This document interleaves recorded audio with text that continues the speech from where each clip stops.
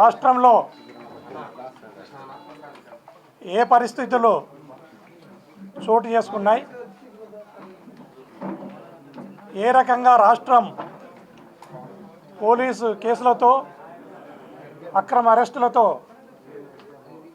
అల్లకల్లోలితంగా ఉందో రాష్ట్ర ప్రజలందరూ కూడా గమనిస్తున్నారు. పేదవాన్ని బలవంతుడు కొట్టినప్పుడు పొట్టోన్ని పొడుగోడు దంతే ఆ పొడుగోన్ని పోలీసులు దన్నే సంస్కృతి ఉండింది. ఇప్పుడు చంద్రబాబు నాయుడు గారి హయాంలో పొడుగోడు పోలీసు వాళ్ళు ఇద్దరు కలిసి పొట్టోన్ని తన్నే పరిస్థితులను మనం గమనించవచ్చు ఈ రాష్ట్రంలో. అందులో భాగంగానే ఈరోజు వైఎస్ఆర్ కాంగ్రెస్ పార్టీ లీడర్లపైన అనేక రకాల వేధింపులకు గురి చేస్తున్న సంగతి మనందరం కూడా గమనించవచ్చు.